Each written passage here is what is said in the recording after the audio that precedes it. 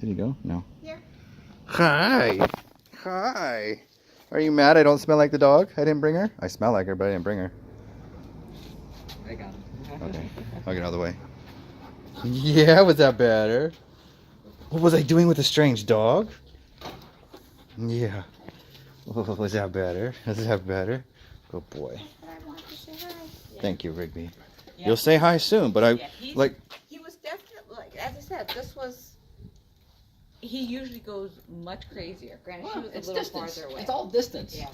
The distance and letting him process. Yeah. But see, like he was able to process, and this is the thing that happens when they process after excitement. Okay. They're gonna get tired and frustrated. Yeah. Okay. So when they get tired and frustrated, once they calm down, they're able to manipulate you. Ah. Especially when you keep walking forward. Okay. So like that's why when you go for walks, if I want to leave, Yeah. and I know I need to leave, Yeah. I'm not going in. I'll get the leash as tight as I can. Yeah. But not pull. Okay. And I'm going the opposite direction. But because I have that mindset, so you want to visualize what you want to do. Okay. If I'm going to go down Christian court, Yeah. I'm going to go down Christian court. I've got that mindset. That's where I'm going. That's visualize it, and it'll happen. He's not going to want to do it, of course. But as long as I don't put any added extra pressure, because that can still be considered corrections. Okay. We're still in that. We're not even in the honeymoon phase. It's still the developmental stage of him learning that I should listen to mom. Okay. But do I have to? Okay. We don't want him to have to, but we are going to limit his options, that it is better to stay with us. Okay. You can't trust every dog is nice, Yeah. but we want him to be able to at least to try and ignore the dogs when we go out there. Yes. Or at least not lunge at them and pull my arm out of the socket. But see, the thing now is what's going to happen is he's going to learn that he can be excited. Okay. But not pull, hopefully. We're going to get past that too. Oh. But this is what happens. This is what happens. They go from being reactive, negative reactivity, to positive reactivity. But it's a very similar emotion. Okay. Our rules have to stay consistent. Mm-hmm. Our guidelines, whatever we want to do, thank you, Rigby, needs to stay the same. Mm-hmm.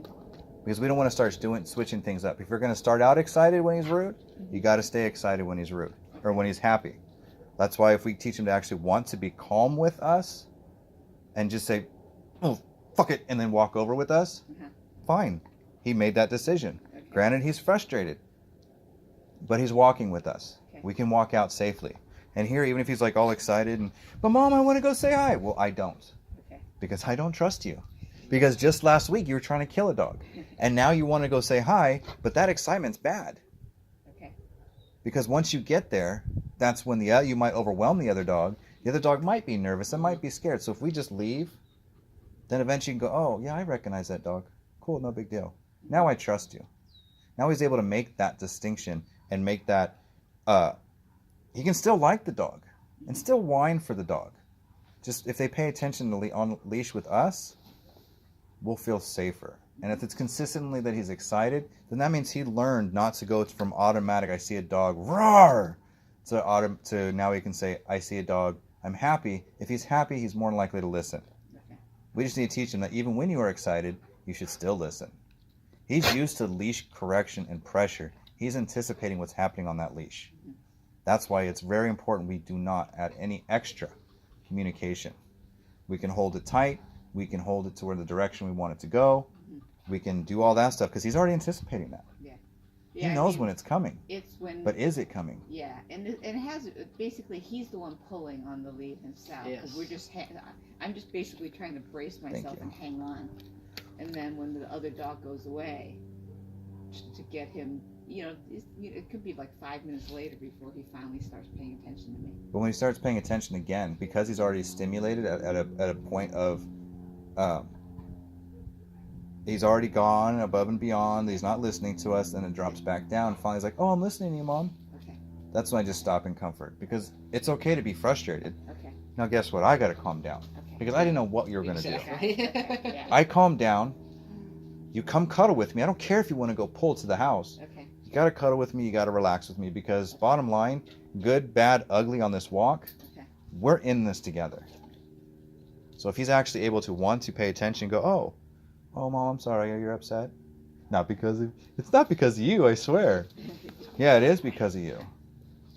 So we calm down. They settle. They feel you feeling calmer, and they'll probably lean in. He starts whining, he's happier. Okay. Good, but that doesn't mean we have to leave. Okay. Because I'm not ready. Because I'm ready to just drag your ass home. Yeah. I don't want to do that. I still want to communicate that we need to be consistent because you're going through developmental stages and it's going to transfer and turn around. Okay. This is why it takes time for dogs to trust, because they want to know you're consistent, that what is it, if you don't trust me, if you can't handle me at my worst, you don't deserve me at my best. Yeah. Well, even at the best, that excitement level still can be bad. Yeah. It's okay to love and want to see dogs. Yeah. But some of the most annoying dogs on walks are the ones that want to see everybody. Mhm. Those are the ones that make other dogs intimidated. Okay. So he may want to see every other dog, but now every other dog looks at him and goes, Oh yeah. oh, he's excited to see I me, think that's but starting to that's happen. threatening. I think every neighbor. Well, okay. The No, it's neighbor- worse when they're excited. It's worse when they're happy, excited. Yeah. It's not worse. At least if he's upset on a walk, Yeah. dogs see that and that you're upset, and they're more than likely to walk into a void. But if he's excited, Yeah. dogs are like, oh, that's an excited whine, but that pulling and that same thing still looks aggressive. Uh-huh. So the verbal doesn't match the body. Okay. So we need him to understand that yes, you can be excited, but if you walk away, that means you're still paying attention to me. Mhm. And the other dogs might go, oh, well, even though that dog yelled at me last week, he kind of looks like he wants to play, and that'll help garner interest from the other dog. Yeah. And then they can kind of decide from there if they see each other enough that they're friends. How Rigby? Thank you, buddy. Cuddle, kisses. Oh, thank you. Cuddle. Oh, thank you. I'm gonna kneel down. I get to kneel down today. Oh, that's better. Oh, thank you. And the reason why the leash communication is different with me and you is because I've had to start differently. So I have the advantage. You got to go through the worst and to go through the stubborn and then get to go through the excitement and get through the better parts. With me, I knew exactly what I wanted from the beginning. And that's what I'm trying to relate as far as what we want. That means, I'm, of course, I've practiced this so much that it's automatic for me. But it's like scanning around, looking where we're going, looking at him like, is he actually paying attention to me? Yeah. It's like, no, there's no treat. There's no treats. I don't want any water. What's the motivation in getting water if there's no cookies in it? Because it's just the cookies. Thank you, Rigby. Good.